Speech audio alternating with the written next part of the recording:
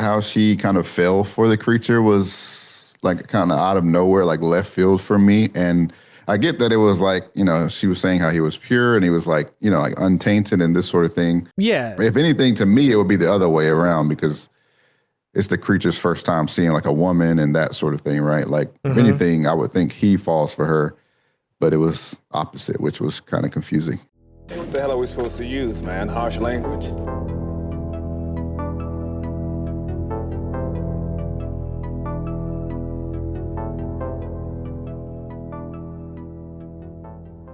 Hey now. Welcome back, gentlemen. What up? Welcome back, folks at home. This is episode 154. We're back after a brief little break. We're talking about Frankenstein today, the 30-year-long passion project from mastermind Guillermo del Toro, one of my favorite directors. Marvin, have you seen any other Guillermo del Toro movies? I don't know. Looking. Let's see. I have seen Hellboy. Okay. So you haven't seen Pacific Rim. Did he actually direct Pacific Rim? Yeah, he directed the first one. I think I did see Pacific Rim. Okay. He directed one of the best comic book movies ever made, Blade 2, specifically. Great movie. Oh, I've seen Blade 2, yeah. Yeah. He's a great filmmaker. One of my favorites. Also, really good friends with my boy Kojima. They're real tight. He was in Kojima's last game, Death Stranding. He had a little role in that. He was in it? Oh, yeah. Oh, yeah. Oh, wow. Did the whole physical model and everything. I was going to suggest, I got confused. I thought this month was my pick. I forgot last month was mine. It's actually Dusty's pick, but I was going to suggest a Del Toro movie to watch. Given that Frankenstein came out this month, I was going to choose Pan's Labyrinth. We got to get to that someday. One of the greatest movies ever made. Masterpiece. But yeah, so stick around for that. We'll be talking about Frankenstein. How was everybody's 2 weeks? We had a little bit of a week off. We were supposed to watch Good Boy last week. Did you guys get around to watching it? Yeah, I did. Sure did. Oh, you did watch it, Dusty. Yeah. What did you guys think about it? Since we didn't really record. Well, we didn't record at all. So really record. It was all right. I mean, there wasn't much to it. Cool premise. Pretty short movie, so not a lot there. Yeah. I think it was a good representation of how we all feel when our dog's looking at some random shit In the corner of on the wall. Yeah. Yeah. How about you, Dusty? What'd you think? I love the concept. The dialogue was very dry to me. It felt like I was watching a video game, if that makes sense. Like just the background talk was like, Yeah, I can see that. I don't know. Yeah. But I mean, it was a good movie. It just it had its problems, but I enjoyed it. Yeah. It's a little thin, like Marvin said. I enjoyed it as Very well. thin. But like the premise is what carries that movie, right? It's like, oh, a haunting story through the eyes of like a dog. But that only really takes you so far. There was like really no plot there, like at all. I had no idea what was going on by the end of the movie. I was just glad that the dog didn't get abandoned like the previous dog. Yeah, right. So that was cool. That was a saving grace. Yeah. So, but it was cool. Maybe that's why your cat's always crying at you. Maybe you got a haunt, Marvin. You gotta get that shit figured out. Must have all the demons in this house because he's always crying. Yeah. But yeah, so Good Boy, it was all right. I mean, it was okay. Had some creepy moments. Nothing really, nothing really crazy or anything like that. Decent little watch. I'd probably never watch it again. Yeah. But we're back. What did you guys get up to these last 2 weeks? I love when busy. You guys don't see the camera transitions because you just see like each of us. Jesus Christ. Oh my God, he's going ham right now. But on my end, I see the transitions between like the solo shots and all three of us. And every time it transitions from a solo shot to the three of us, sometimes like Marvin's just not there. It's very funny to me. That was just one of those moments that came back and the chair was there. Like he got raptured. Yeah. Anyway, What have you been up to, Dusty? What you been watching? Anything good? I haven't really watched a whole lot. I've been kind of busy. Went to a Magic event on Friday and then didn't get home till like 4 Oh, damn. a.m. And then I had soccer games at like 8 or 9. So yeah, I was busy this weekend, kind of tired. I actually woke up from a nap just a few minutes ago. Oh, wow. I was gonna lie down for like an hour and it turned out to be 3 hours. So but yeah, been a good couple weeks. Okay. How about you, Marvin? I know what you've been up to. I've been gaming. Yeah. Went to like a birthday dinner last weekend, and then I went to a freaking gender reveal this weekend. Actually, yesterday. Yeah. So How'd they do it? How'd they reveal it? I've seen many different ways. Did somebody like explode out of a cake or something like that? Or nah, just a cake. Well, they kind of tricked us. So like it was a cake, all white cake, and then you cut into the cake, but then it had both colors, and then they brought out like a cupcake, and then they bit into the cupcake, and then it was a boy. No shade to whoever's party it was. I don't actually understand the gender reveal trend. Is it for the family and friends, or is it for the parents of the eventual child? It depends on how they do it, but Okay. you could do it for both. I mean, for this, it was for everyone. I Like see. even the parents didn't know. So how did they? So how was that orchestrated? Did they let one person know to set Yeah, it up? one person sets it up. Like Okay, got it. I think it was her sister in this case, Okay. or something That's cool. like that. Yeah. I might have made some enemies, Dusty. I don't know if you heard about this. I told Marvin a little bit. We might have. I made some enemies with some other Oh yeah. movie commentary YouTube folks. I don't know. No, I didn't hear about this. Yeah.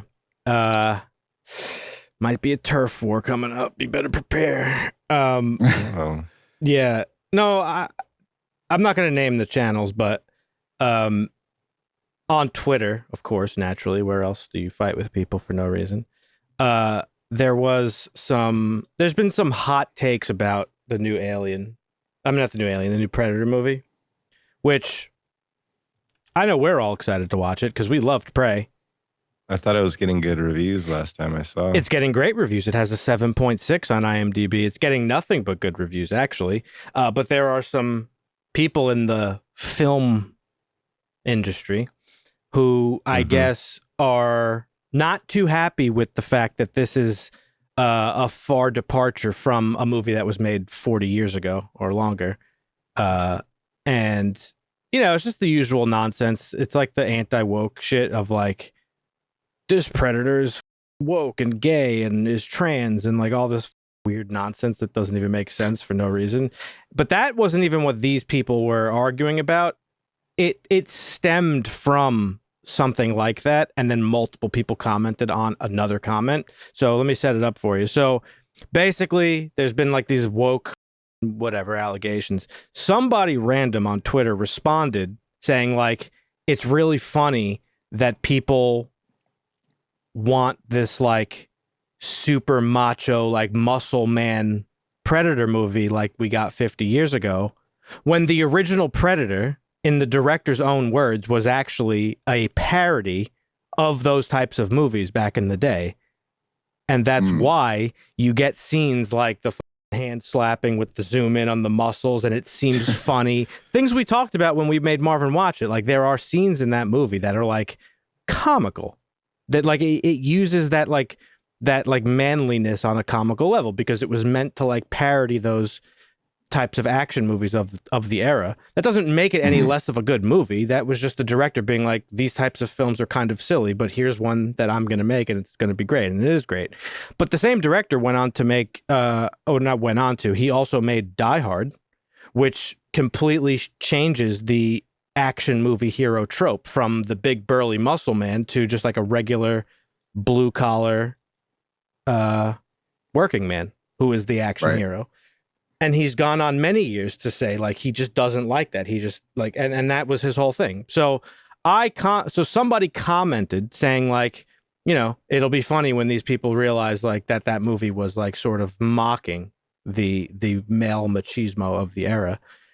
And then that person got dogpiled by like I don't know, 4 or 5 of these like YouTube movie commentary people, and like bigger names too. They have like a couple 100,000 subscribers. They're like registered with Rotten Tomatoes as like official critics and stuff. And I just replied to one. I was like, hey, the director himself has claimed or has said like several times his intent on the original film was a parody of sorts. Right. And then I got dogpiled by like him and all these people, and it just turned into this like insane back and forth of people being like, you're being disrespectful and rude, because I ended the statement on, aren't you supposed to be a movie reviewer or something, or a movie critic? Because I genuinely don't know who the guy is, which is the funny part.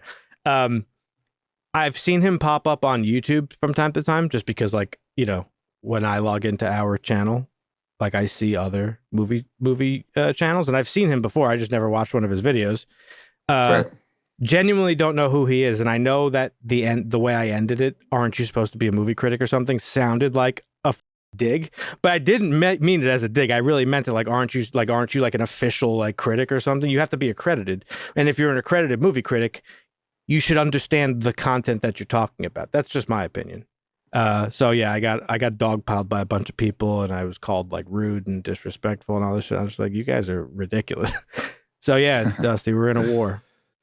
That's all right. It happens. What are your thoughts on this topic? Because I know you're a big Predator fan. John McTiernan, I'm sure you're aware of his takes and things over the years. Yeah, I mean, I don't mind it. It doesn't. There are some things, I guess, that the messages you have before you make a movie that affect the movie, and then there's some that really don't. I don't know that it affects the Predator movie. It doesn't.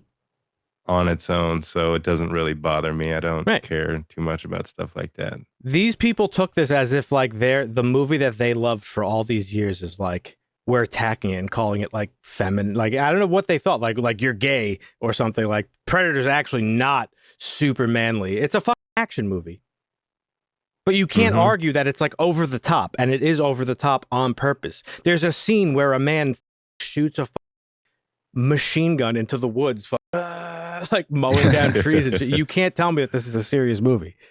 And Right. so Yeah, there's a lot of machismo in there. yeah, so the people arguing like, we want old Predator back. It's like, you don't even understand what old Predator was from the get-go. So how could you even criticize what new Predator is? And I don't even know what new Predator is. I'm just going to watch it because it looks great. But people are saying it's like, you know, it's the new Predator's not badass because he teams up with a girl and I'm sure you could imagine all the complaints, but Oh yeah. Yeah. but I mean, it's very clear that this Predator, it's like literally in the description, a young Predator outcast from his clan finds an unlikely ally. What's the wrong with that? I mean, if he's outcast, isn't it pretty just like clear why he would be different than Predators that we've seen before? He was outcast for a reason, right? Like, Right. Put two and two together. I mean, fans always think they know better than the directors or whoever's putting out the content. So, And I've been guilty of that too. same hotel. Let's face it, you know. But Oh yeah. I don't know. Like, watch the movie first. And then you could judge, right?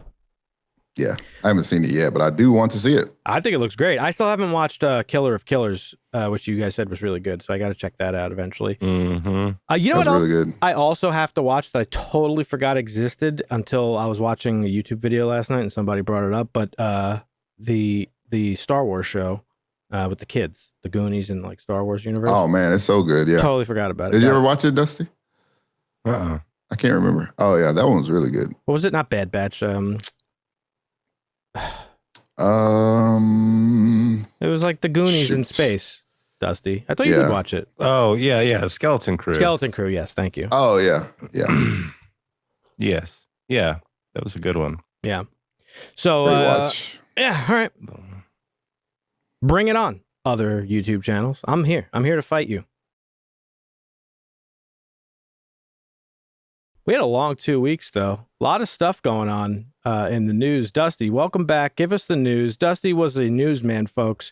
He used to do video game journalism, and now he gathers all the entertainment news for us and for you at home. What are you working with this week, Dusty?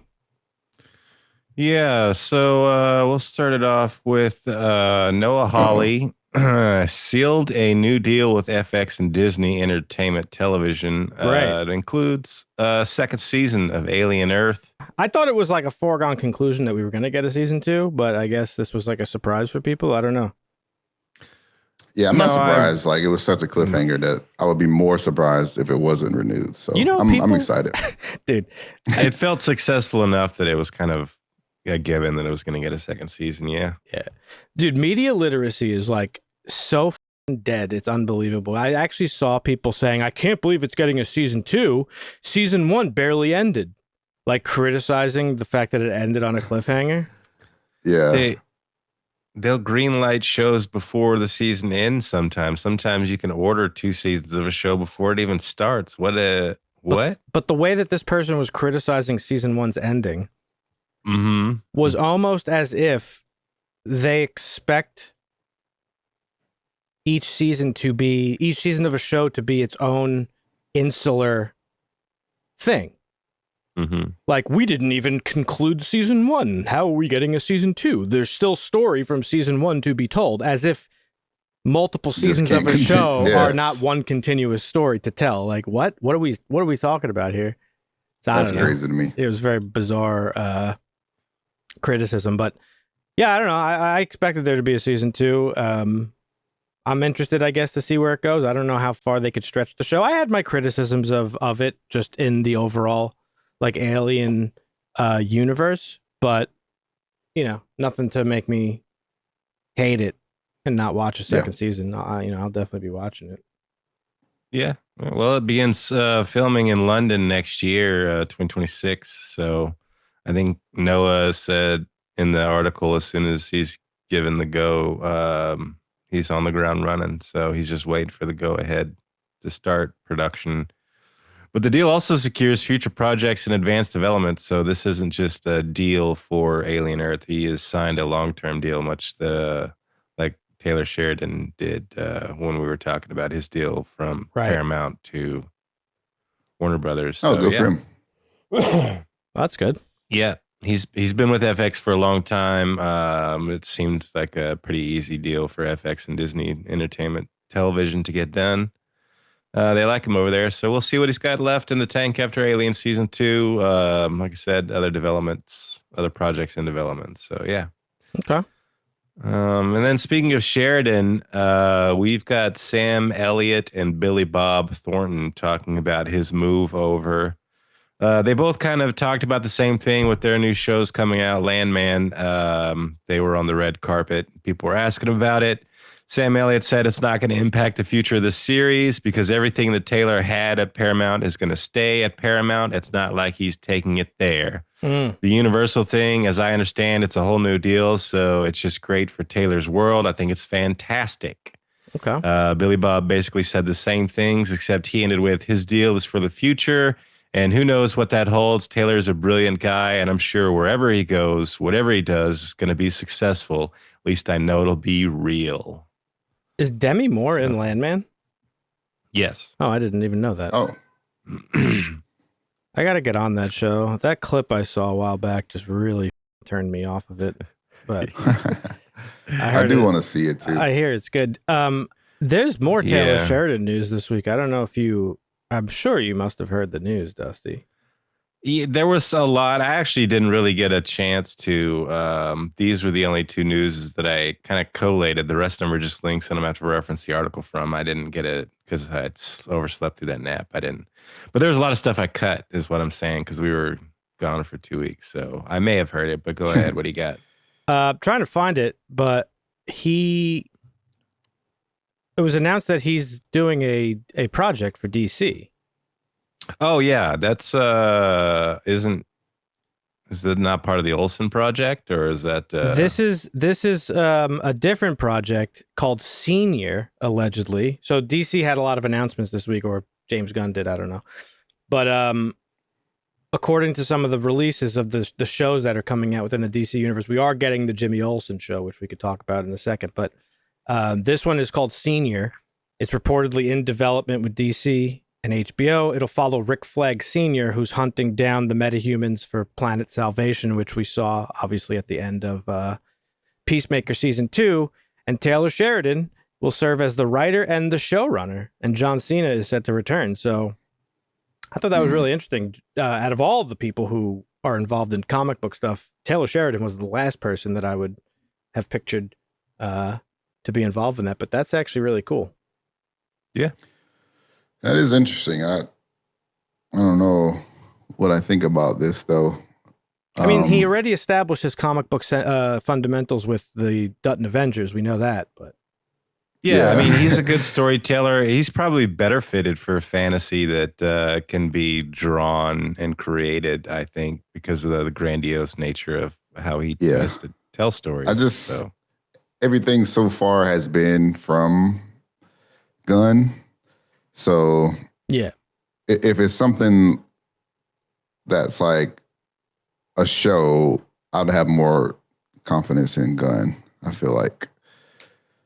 Meaning you'd prefer for that James Gunn to do shows than other people? Yeah, like if we're doing this, like it's like the thing with Marvel where we got like all this extra credit shit that we got to watch. Like if it's going to be extra credit shit, I want it to be the main guy. I see. Well, not some other guy that's not done any other DC shit ever in his life. That's fair.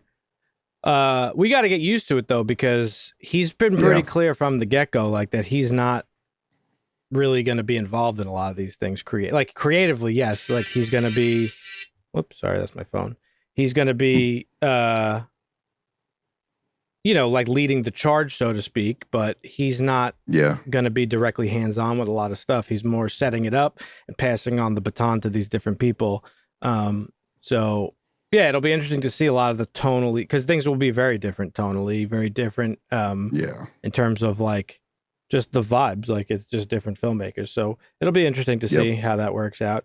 And that was one of that was like James Gunn is actually a great example of that in the opposite manner, where he came into the MCU and kind of shook things up a little bit because, before Guardians, things were like kind of samey. Everything was sort of fitting into a very similar box, despite them being done by different filmmakers and stuff.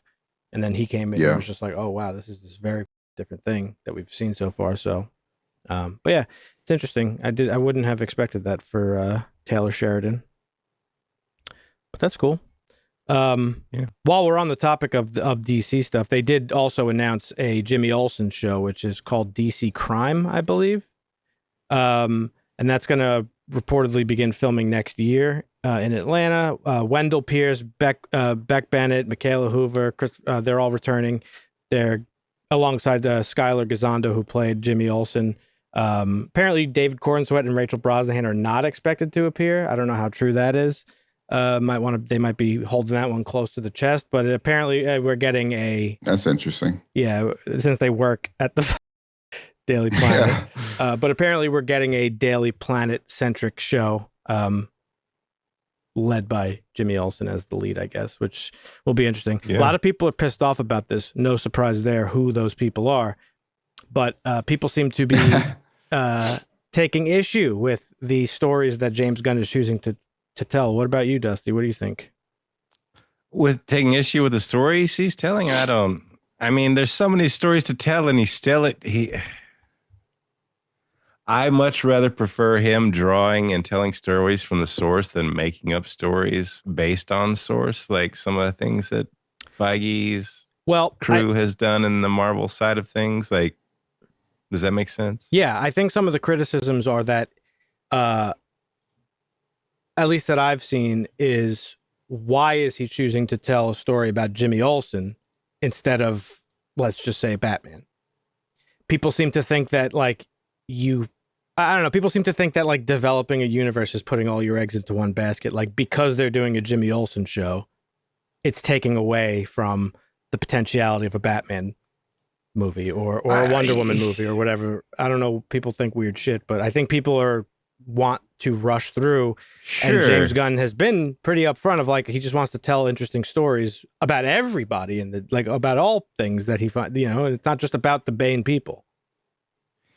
Yeah, I think we're in that stage, though, where people have the hero fatigue, where, I mean, Marvel's rolled out some of their quote-unquote B characters, and people don't care and aren't watching it, and they're trying to figure out how to get back on track. And Yeah. So Gunn is kind of doing the same thing early out the gate. And they're like, we're already burned out from that. Why are you doing that for DC? I guess I kind of, but as long as you tell a good story, I don't care. I didn't really want a Peacemaker. It's compelling television. I'm glad I watched it. Creature Commandos wasn't on my radar. That was amazing. Exactly. I hope So he good. brings more of it. So Yeah. Yep. it's about the quality of the product in the end, and I think he's putting out good stuff. And even if he can get somebody else to do it like Sheridan, then that's fine by me. But yeah, I don't have a problem with the Olsen one. I do think it'll be interesting to see how they weave that stuff around. Yeah. That's just what you said though. Like it's the quality that matters. Like it's not Exactly. it being a B or C or whatever character. Like if it's good quality, it's gonna be good.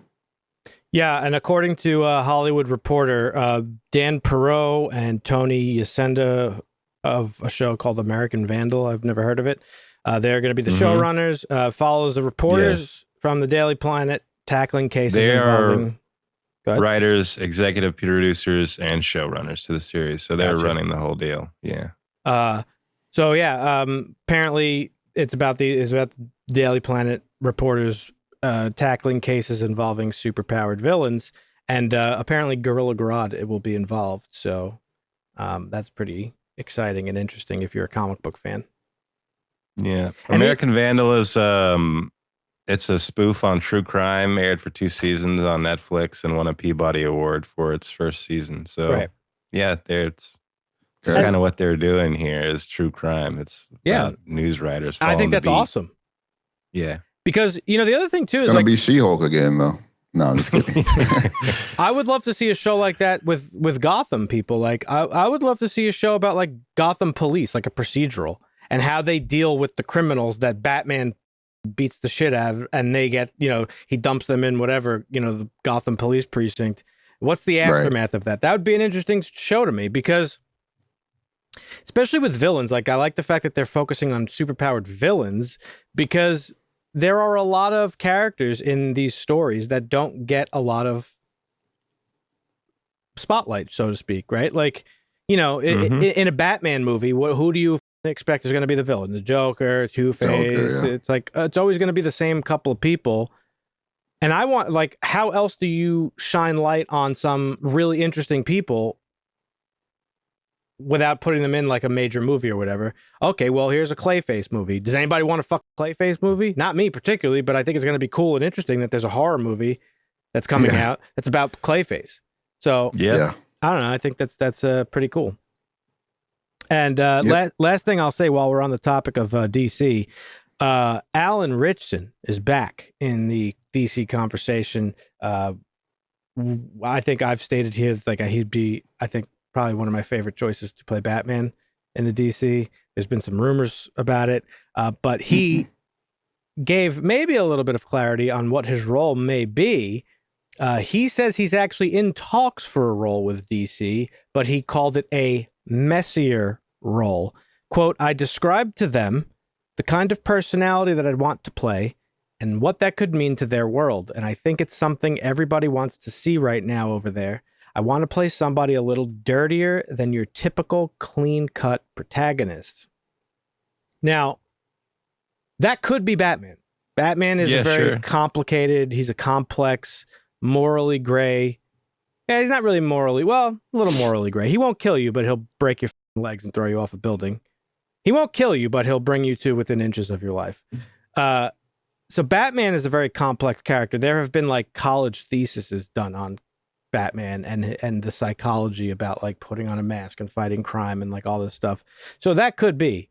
But I ran this up the chain to somebody with more expertise than me. Ed, shout out. Shout out. Our resident comic expert. He thinks it could be somebody else. But before I tell you that, Dusty, who do you think he could be talking about? Anything come to mind? Anything jump out at you?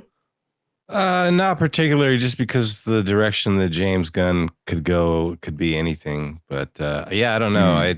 He really wanted to do Batman and flippantly said it's not Batman or Messier. So I think it's going to be something else. But to which I have no guess. It could be anything. Ed's first reaction was Hawkman. We already got Hawk Girl, so there's got to be Hawkman. That kind of describes him. He's definitely a messier and grittier character. But I thought maybe somebody in the comments convinced me.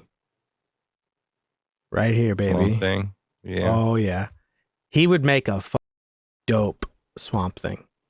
Yeah, he would. Swamp Thing. I can see it. He literally looks like Swamp Thing, like minus all the. Yeah, he does. You know, I can see that over Batman. that'd be sick. And I know there was thought like we know that a Swamp Thing was planned, possibly scrapped. They kind of really left it up in the air. They didn't really confirm or deny anything of what's going on with Swamp Thing. But the world Well, needs. they made this show. Yeah, right? but that's like way long out. That's not. That show was great though. Tragically canceled before after the first season. Fantastic show. Too soon.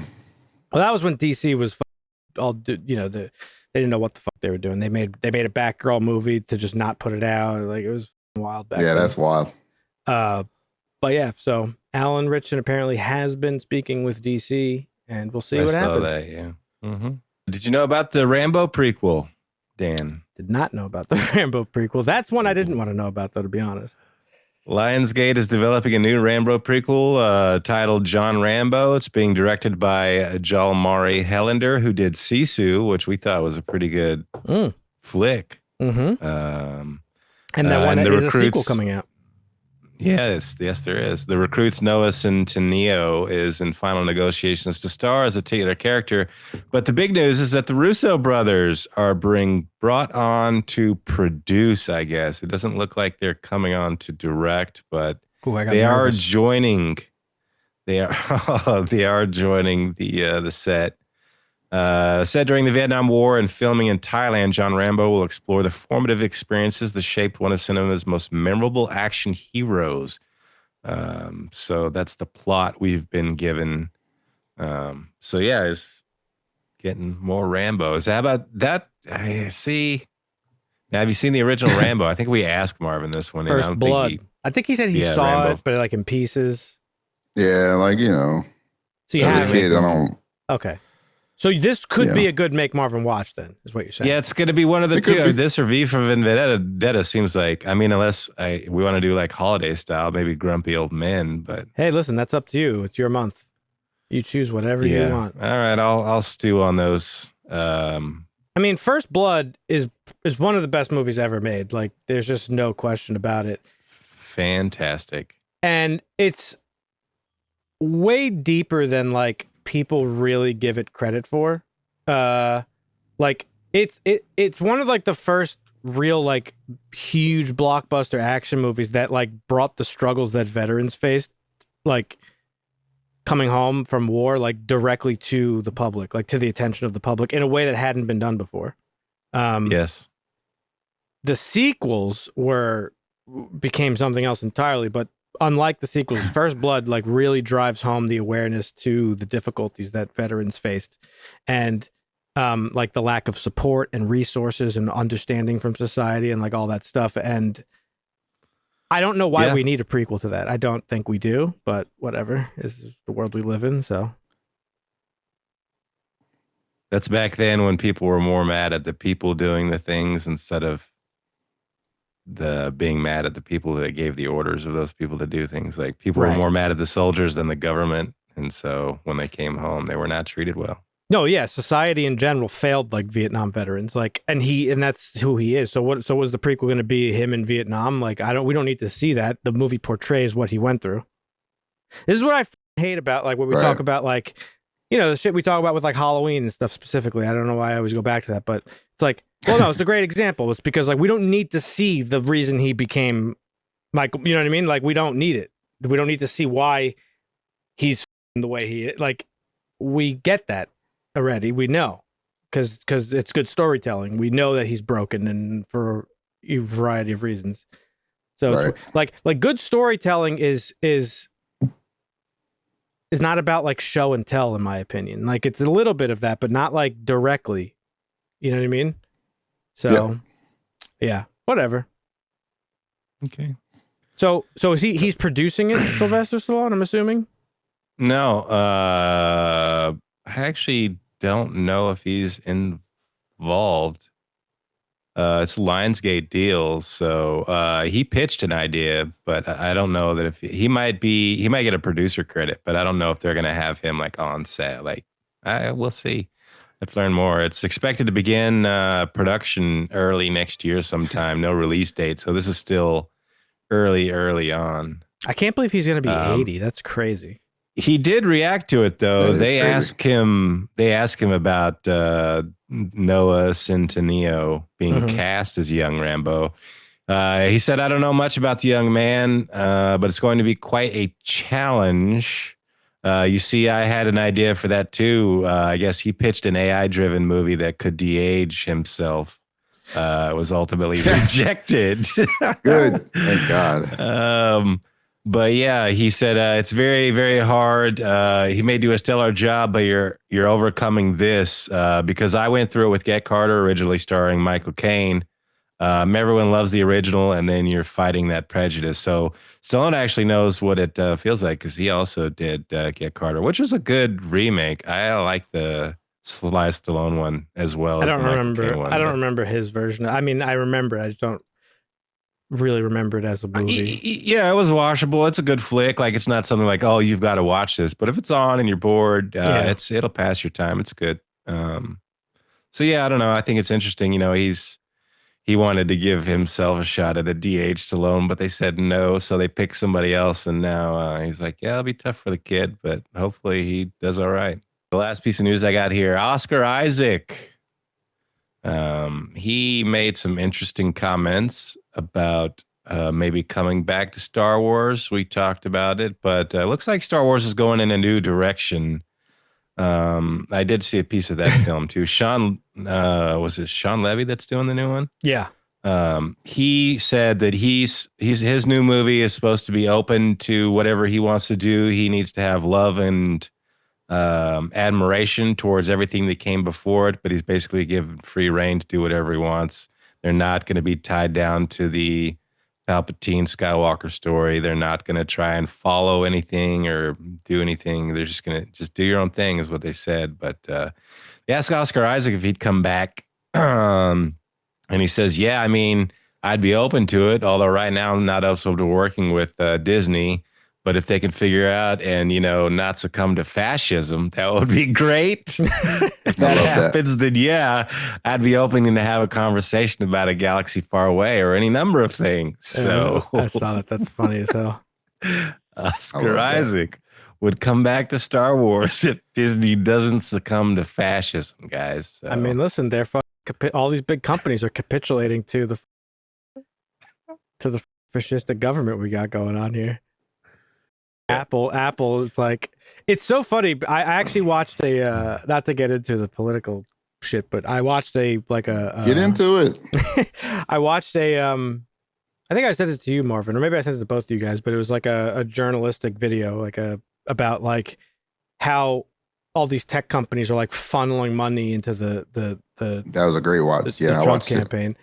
But more so like they're all donating to like this, like the new ballroom and like all this stuff. And then all just magically get like these weird, like little, subsidies after the fact or whatever. It's just, did you see the one crazy. I sent you? The TikTok where they made the song, the guy made the song and he was talking about how Hitler built the ballroom. It's like, why does Palantir want about ballroom and all this shit? Yeah. This is good. Yeah. Like, why is Palantir donating to a White House ballroom? It doesn't make any sense. Yeah. Well, it makes sense, but yeah, it's just funny how out in the open it is. So yeah, Oscar Isaac is right about that, and that's funny. All right, well, that's cool. He might return to Star Wars. Another character in the new trilogy that was woefully underdeveloped. Could have been cool. Poe Dameron, yeah, they tried to frame him as like the new Han, but unfortunately, I was gonna say Poe Cameron for some reason. that was your transitional piece. That was, Oscar Isaac. Okay, I have a little transitional piece of my own, not to step on your toes here. No, that's fine. But while talking, this is unacceptable. No, I'm sorry, I can't let this happen.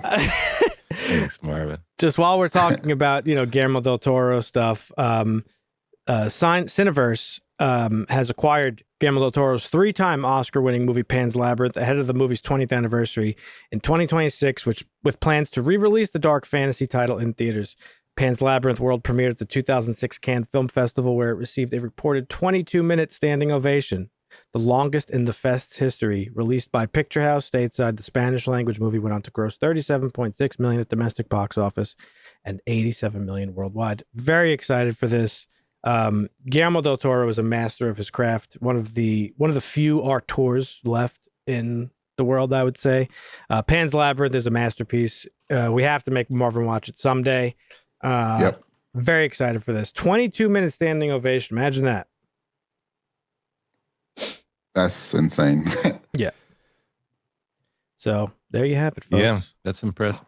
All right.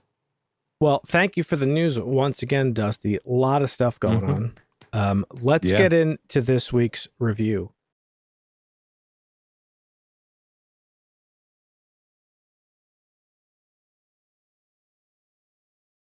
This week, we're talking about none other than Guillermo del Toro's Frankenstein, his adaptation of Frankenstein, I should say.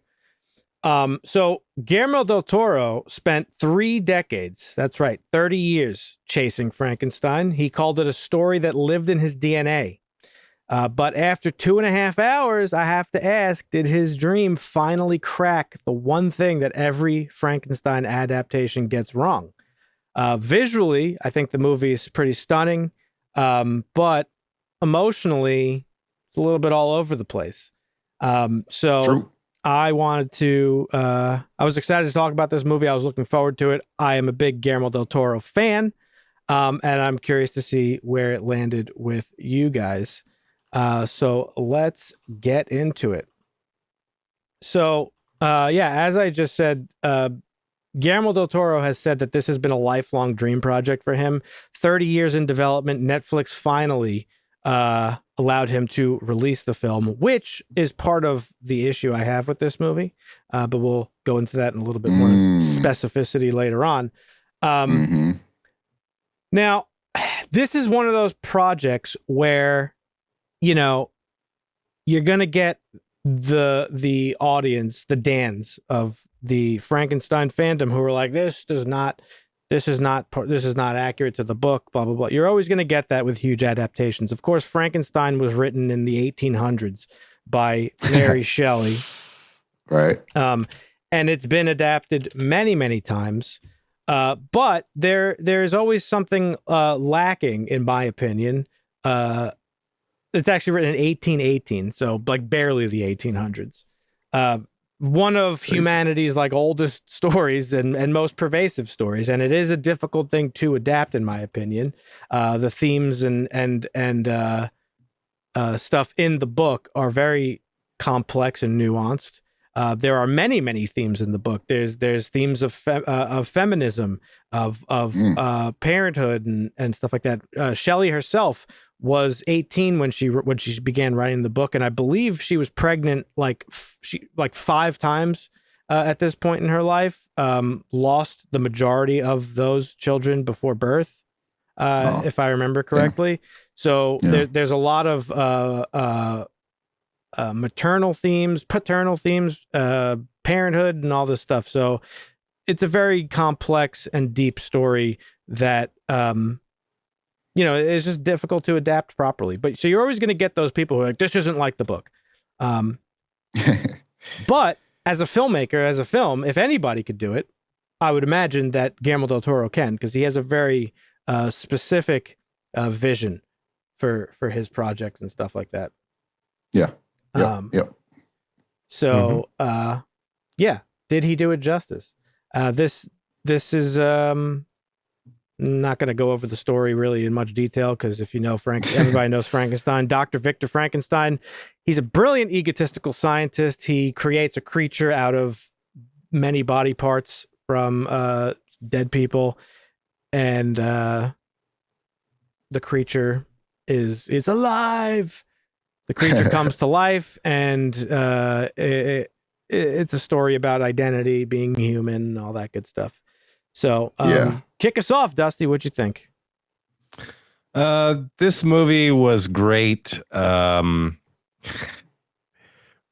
In that I was able to watch it not in one setting because I watched the first half of this one night and the second half the next night. Like Oh, on wow. purpose because it little- was boring, or No, just tying them straight. I started watching it in the evening. I knew I probably wouldn't have enough time to finish it. I could have made myself finish it, but I was getting a little tired, and it ended like right at the perfect spot. I was like, "This is a good pause point. I'll finish it tomorrow." So I can't do that. I cannot watch movies like in pieces. if it's a like good that. pause break, where I like can. yeah, it's Proud of it's it, totally too. easy, but yeah, no, this was very good. I thought he told both sides very well. Very good movie. Interesting the way that they told the story. Yeah, I don't think I had many problems with this. It was good. Do you have a deep familiarity with the source material, like the book? I have not read the Okay. original. I don't. Yeah, no, I've never read it. Mary Shelley's Frankenstein. No. So Um, no. Okay. And Marvin, what about you? What'd you think? Yeah, I thought it was really good. I don't think I've ever seen a Frankenstein movie in its entirety. I actually might just read the book. What was I going to say? I feel like since I haven't seen a Frankenstein movie in its entirety, I was surprised by the telling of it from like the monster side of Mhm. of all this. I kind of actually feel like, although I did enjoy this, I felt like Poor Things maybe was like a better telling of like a Frankenstein type story. I know they're not exactly the same, but they're Interesting pretty similar. comparison. Yeah. Yeah, but I thought it was good. I didn't really feel the length or anything. It was a pretty easy watch for me. Wow. I like how it was in parts. The setting was good. Okay. Yeah, visually it was definitely really good. Yeah, I do agree though on your point about emotions. It was a little bit jarring to me that he did end up like forgiving him so easily. It seemed towards the end. Maybe that's like something from the book that they didn't really expound on. But yeah, it was a little jarring, the shift of his rage from and then going to like, oh, I actually forgive you. You know. So Yeah. Yeah. So the book is apparently considerably different than what this movie sort of portrays. Okay. From what I mean, again, I never read the book, but I do know about it. I've watched the original Frankenstein movie just because I'm a horror fan, right? And that movie Yeah. also like changes the sort of story of the creature himself, and that became like the quintessential like understanding of Frankenstein, so much so that people call the creature Frankenstein. Like that's how he's not, it's Frankenstein's monster or Frankenstein's or the creature, Mhm. right? Yeah. I But saw Pop- a funny video about that. Like the guy is yeah? like drinking water and then he's like, he overhears someone say, call him Frankenstein. And he's like, oh, it's actually Frankenstein's monster. Like Mm. he That's pretty couldn't funny. control himself. Yeah. So one of the things that is different in the book is that the monster is pretty much haunting Victor's life. The monster comes to Victor with this request of I want a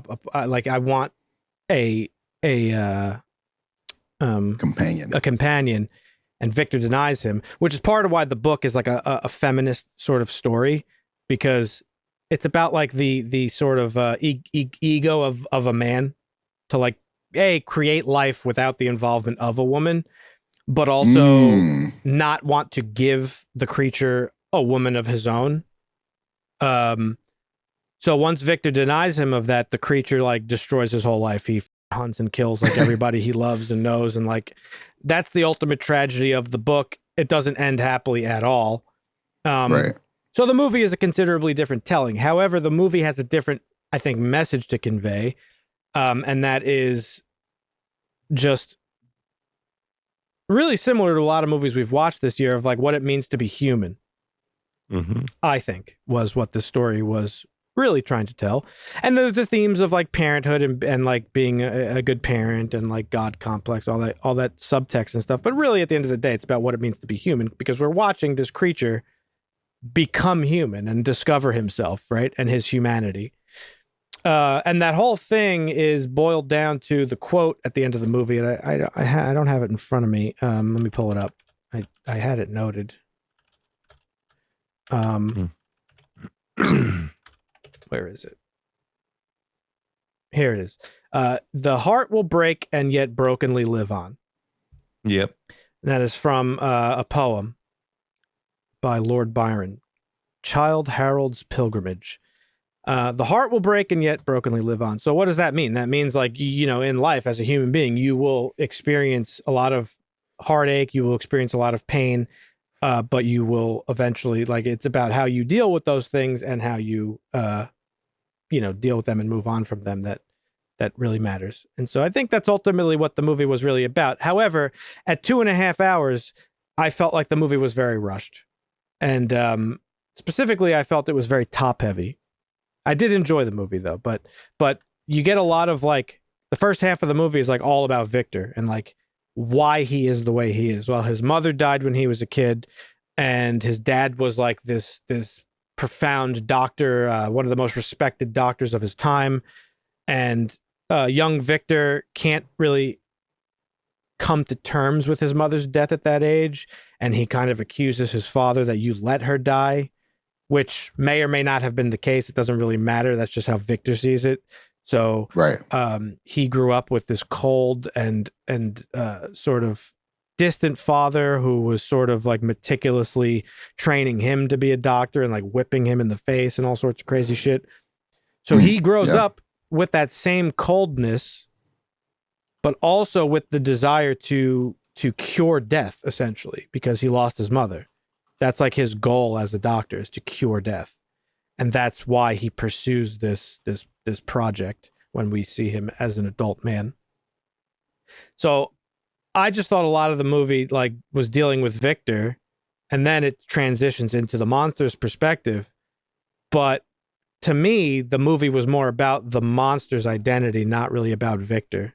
I'm curious where you guys landed on that. Like, I just felt it was like too one-sided, that by the time when you get to the monster stuff, none of it just felt very rushed to me.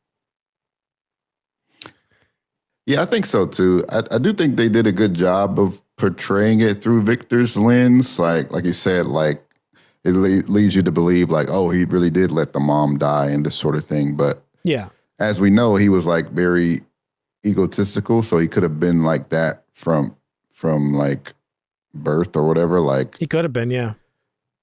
And it seems like when we're looking at him and how he views his father, like his father is like not a good dad, but it could just be like how he's seeing it, right? Like, yeah. So I think they did a good job of portraying that part. But yeah, I think I do agree that once it got to the monsters thing, it wasn't the creature, Marvin. He's not a monster. Sorry, the creature. The creature. It wasn't as fleshed out as I would have liked. Yeah. Did you feel that too, Dusty, or did you think a little bit differently? Like, did you feel it was rushed a little bit, or?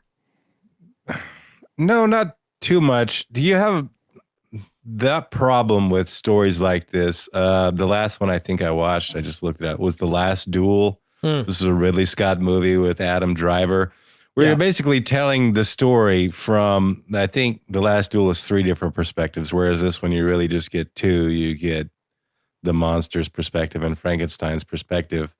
But when you do that, you have this problem where you're trying to tell the same story, but from a different perspective, and add new information that you didn't have, but not just regurgitate the same information you already have. And I don't think that it didn't bother me too much. And I didn't have any problems with the pacing of it. I don't know, rushed. I didn't even look at the time difference between his story, both of their stories. But I think Frankenstein got most of it, right? I don't know, but it's weird to say a 2.5 hour movie felt rushed. I just felt that by the end, a lot of the emotional beats of the story that were supposed to land didn't really land for me.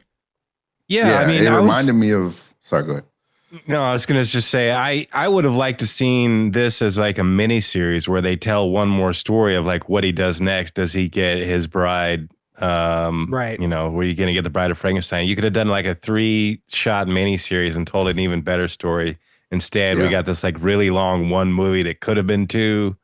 So I kind of get a little bit, but I thought it was all right. Yeah. What were you gonna say, Marvin? I was just gonna say that it reminded me of The Last of Us when we watched the show and when Joel calls I forget her Ellie, name. baby girl. Yeah, in the show, and it's like, what just happened? Yeah, how did we get there? That's how I felt when Frankenstein forgave. Yeah. Or sorry, when the creature forgave Victor. I was like, how did we get here? You were just wanting to kill and murder. It wasn't just that too. For me, it was like the emotional beats of like Elizabeth. Like I understand her character. She's a very warm person, and she's what's the C word I'm looking for?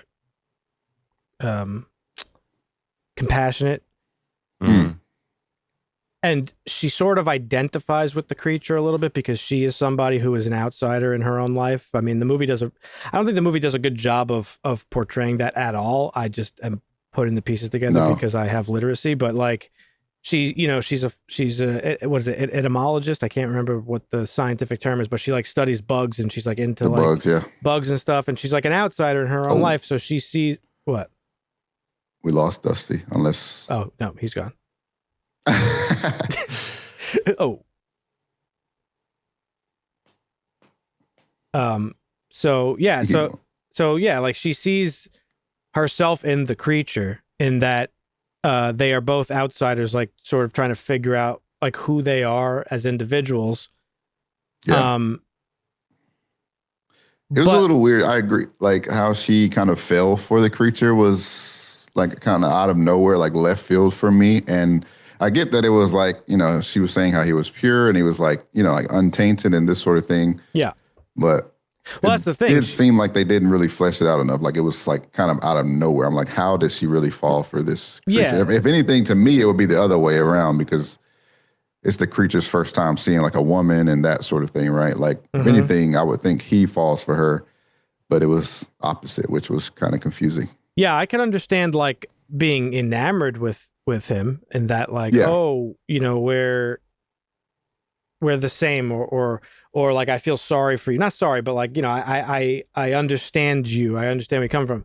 But like the romance that they seemingly crafted was bizarre to me and way out of left field. Did not have any. I don't know where that came from or why. Like you said, by the time you get to the ending where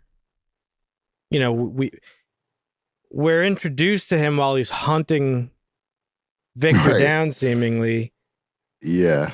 Killing like dozens of men to get to him. And then suddenly like, okay, I forgive you, my bad. You're cool. Right.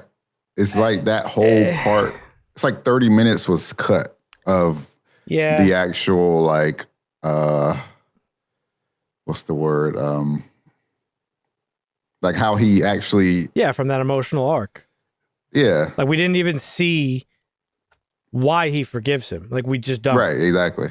And we don't see why, like, I don't know. It was just very, very fast to me. And like, we don't even really see Victor's redemption, to be honest. Like he goes from being like what I was looking for, a redemption. Yeah. This like megalomaniac to like the night of his brother's wedding, still wanting to like his wife or his fiance, his brother's fiance. Yeah. I just don't know where I don't understand how he got to the point we see him at the end of the movie where he's like, I live with deep regret. I'm sorry for what I've done to you. Like, I don't know, that part just didn't land for me. I don't know where any of that was. It was missing. It felt like, like you said, it felt like things were just missing. It was missing. And I would have loved to see that redemption. Like, what did he do to actually deserve forgiveness and this Nothing. sort of thing, right? Like, yeah, Did like nothing. nothing. Like Did we just saw nothing- him as a piece of shit the entire time. All he did was acknowledge the creature's like feelings, really, Right. which might be what Guillermo del Toro was going for. Like maybe the creature, all he wanted was validation from his father, right? Of like, I'm sure that's part of it, but that's not enough for me to just, oh, okay, it's all good now. Right. Same. Now there's some like, you know, criticisms from people who have read the books and critics and stuff like that, that like the way Victor's portrayed in the movie differs from the book. The way the creature's portrayed in the movie is different from the book. The movie leans very heavily on making you feel for the creature, where in the book, he is a violent, sort of evil, vengeful creature. In this, he's not so much. He's representing the innocence in all of us, that like nobody is born with hatred. Nobody is born with violence in their minds. Like everybody is just sort of like, you know, gentle. It's like the outside influences that make people do bad things. Yeah, that's like for the sure. whole concept, right? Of like, you know, Victor is the way he is because of his family and his father. The creature's the way he is because of whatever. Some people think that the creature doesn't super land for them because you only really ever see him defend himself. That's the times he's being violent, is when he's defending himself. He's never just like violent because of he's violent. So it's different from the way the book handles the creature, and I think some people had some issues with that. Interesting. Yeah. So, yeah, I don't know. Those, I think the emotional beats, that was the biggest thing that I bumped into. I just didn't really work for me. Outside of like his relationship with the blind man, that's one that I understood and I got it. Like that was one of the best. Yeah. That arc of like the forest, whatever, I forgot what they called them. That was definitely like one of the best standout parts of the movies for me. Yeah. And that was that whole arc. That's another criticism people have, is that in the book, the blind man accepts him, the creature, the family rejects him, and it's really tragic. In the movie, it portrays just sort of like just an unfortunate misunderstanding that they walk in while the old man's dead and he's over his body. Right. So it's I mean, it's kind of the same though, because they were shooting at him already. Like, yeah, that's true. When they saw him in the forest. That's fair. But I can see the difference there. But so yeah, that was my biggest issue with the movie. As far as like the actual movie, it's like it's an objectively very good movie. Like the performances were out of this world. Oscar Isaac is no stranger to dominant performances. He really portrayed that like obsessive megalomania really, really well. Yeah, he really did.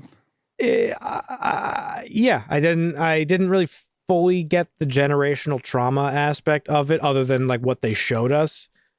But he just seems more of like a madman of like, I need to do this thing, right? Of like cheat death or whatever, or cure death. I guess that's the trauma. Like the trauma is what fueled that, right? So maybe that's the generational trauma, like losing his mother. Yeah. Supporting cast, like despite being underdeveloped, I thought Elizabeth was like, you know, I thought she was played great by Mia Goth. It actually was crazy how good she was. Like you said, with how underdeveloped she was. Like every time she was on screen, it was great. She's a great actress. I mean, she's good in everything I've seen her in so far. I agree. That X trilogy, like I told you, as Pearl, she was great. We've seen her in Infinity Pool. She was great in that. Yep. So she's just a really talented actress. Great in this movie. I don't think Elizabeth got enough meat in this. And then of course she actually had some really good dialogue, like when they first met and she was talking about the wars and like how the people sitting back home are like pampered and the people, you know, they're dying and, you know, I thought that was good. So I feel like they should have leaned more into her. Totally. Because she's the compassionate center of everything. Like she's the one who ties it all together. True. And, you know, we only get to see that briefly. And then all of a sudden it just springs into a romance. I don't really understand what he was trying to do between her and Victor. Like, obviously, she just saw their relationship differently than he did. Yeah. In the book, she actually marries Victor. His brother doesn't exist. Oh, that's interesting. And the Okay. creature kills her. So it's fuck. very different. Yeah. But in the film, we're talking, again, I don't want to try to compare because we're just talking about the film, but like, I just don't understand like what that was supposed to be. Like they go like I don't know. Does she like see him as a friend? She obviously doesn't see him romantically, but maybe she does because there's that one moment where she like storms off. She's like, I've made my choice, where she's like upset with herself that like she even entertained Victor. Like it was like, I don't know. It's just, I just feel like you got bits and pieces of these people really. But Pretty much, ultimately a lot of the movie hinges on the performance of the creature, who's played by Jacob Elordi. I haven't seen anything with him other than that awful dog shit, Saltburn abomination. And so that movie gave me a very bad taste in my mouth. But he was great in this, and He was good. he had to convey emotion for the majority of his time on screen without actually being able to speak. So he did a really great job with his body language and stuff like that, and really sold the role really well, I thought. Yeah, I agree. My other big problem with this movie, and I mentioned it earlier, I hinted at it, like it was Netflix made this movie and allowed this movie to exist. This looked like a Netflix movie. Let's just say it looked like a Netflix show. Yeah. Now the visuals were stunning because it's Guillermo del Toro. The set design was great. Like the costume design was awesome. The creature design was awesome. All that stuff, the world, it looked beautiful. It was shot beautifully, but it looked like a British television show. Yeah, it did. Like the blown out lighting. I was like, there was a lot of times in this movie where I was like, I felt like I was going blind at how much like the light was in your eyes. It's a very common thing these days. Even Superman did it, and it pissed me off in Superman because there's this trend of like just blown out lighting, and it fucking drives me crazy. But ultimately, this didn't look like a film. No. And it wasn't shot on film. I think it was shot digitally. But talking to one of my buddies who went to school for cinematography, he was telling me that producing it for Netflix, you have to a lot of their productions have to take into account the degradation that happens through the way they transmit the movie across a variety of internet strength and stuff like that. So okay. That's fair. If you watch Sinners on Netflix, it's going to look worse than watching Frankenstein. Yeah. So that's probably largely the reasoning for that. But it wasn't enough for me to dislike the movie or not enjoy the movie, but I really hated the way this movie looked. It just looked like a mini series on Netflix. It didn't look any different than Mike Flanagan's projects, aside from Midnight Mass. A lot of his stuff is just kind of ugly to look at. Yeah. And so I don't know. That's how I felt about this, but yep. Otherwise, it's still it looked nice because of the sets and stuff. I don't know if I'm conveying that properly, but it just looked flat. It just didn't look cinematic, really. I agree, 100%. What else? So I'm just going through my notes to see what we haven't touched on yet. Yep. We've pretty much talked about everything. So, so I mentioned, in the beginning, does this achieve the one thing that other adaptations have gotten wrong? And that is the moral ambiguity of the original story, where, there, as I said, it's a very nuanced story. The creature isn't just evil. Victor's not just crazy. In fact, the book portrays him as more of he's a very, he's a genius with high aspirations and stuff like that. And so it's a very complex story. And I don't know that he really, as an adaptation, if you're directly adapting the book, I don't think it really did the job well, as far as I understand the book without having read it. But taking the story as inspiration and kind of crafting your own story out of it, of course, he did a great job with it. And this clearly is that. It's the story that he wanted to tell, and that is, the things we discussed. It's what it means to be human. That's how I took it mostly. But I don't think there's any moral ambiguity there, and I think that's where a lot of the criticisms lie as well. Like, I wasn't left guessing who's right and who's wrong here. Like, clearly Victor's the bad guy, the monster's the good guy. Yeah. Yep. Or the creature. Yep. The monster's innocent. He did nothing wrong. And again, a big part of that stems from the fact that we only see him using violence when he's defending himself. Mm-hmm. So yeah, I don't think that it was effective as a one-to-one adaptation, but I would imagine that's not what he was trying to do.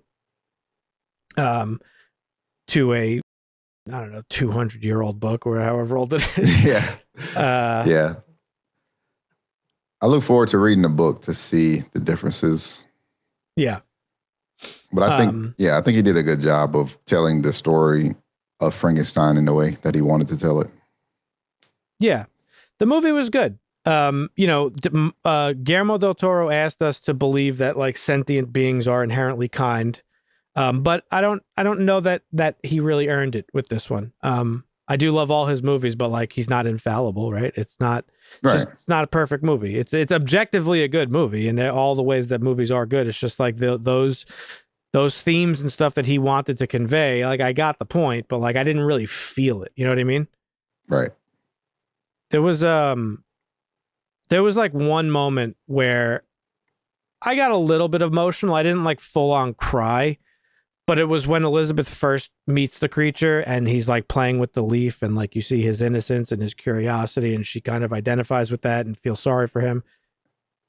It was like a nice moment, but beyond that, I didn't really feel much. Yeah, that was a good moment. I mean, I did feel something, the last dialogue between him and the old man before he passed. Between him and Victor? Where he called him like his friend. Him and the old man. Yeah. That was nice too. Yeah. Yeah. I think that's about it though, really. Yeah. So again, it's a difficult story to adapt. I mean, it's more than just a horror story, which it has become in pop culture.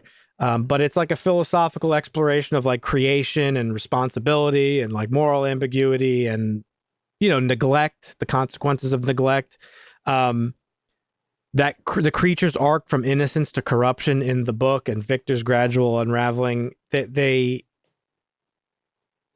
like Dusty said earlier before we lost him to internet issues, it kind of demands like careful pacing and nuance and stuff that might be better suited for a longer storytelling format like a show or a mini series or whatever. Right. And most adaptations have failed because, as we said, they simplify one side of the moral equation, which this is also guilty of. So my initial question, does this do what other adaptations have failed to do? No, honestly, it doesn't. Is it a good adaptation? Yeah, I thought it was enjoyable. Is it exactly like the book? Absolutely not. People have fair criticisms, I guess. If you've read the book, I can't argue that because I have criticisms of adaptations of my favorite things too, Superman. So, yeah, but the novel thrives on ambiguity. There's really no ambiguity in this, and that's kind of where it sits, Yeah. But overall, I really enjoyed it.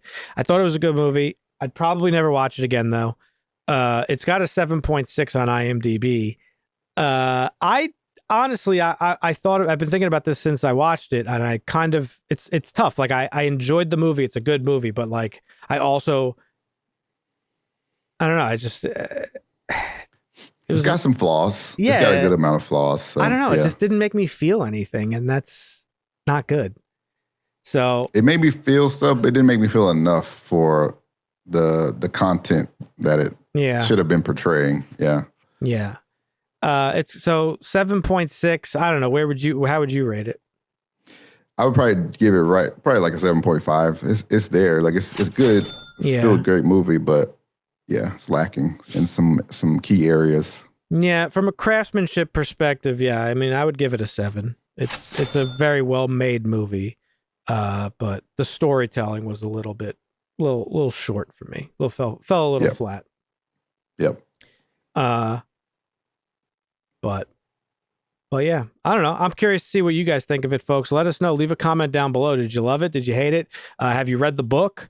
Did we miss anything? You know, it's a pretty. I mean, I don't think this particular telling of it was that complex, but let us know if we've missed anything. We do this once a week, folks. You could see our schedule. We post it over on our Discord. You could join for free. The link will be down below. We try to post the schedule so that way we try to post it a month in advance so you know everything we're watching for the month and can watch along with us. Leave a like on the video, subscribe, do all that cool stuff. You're off next week, Marvin, or the week after? I forget. Week after. Okay. So next week will be the Make Marvin Watch episode of the month, which is currently unannounced. We're not sure what we're watching. We got to wait on Dusty to pick that.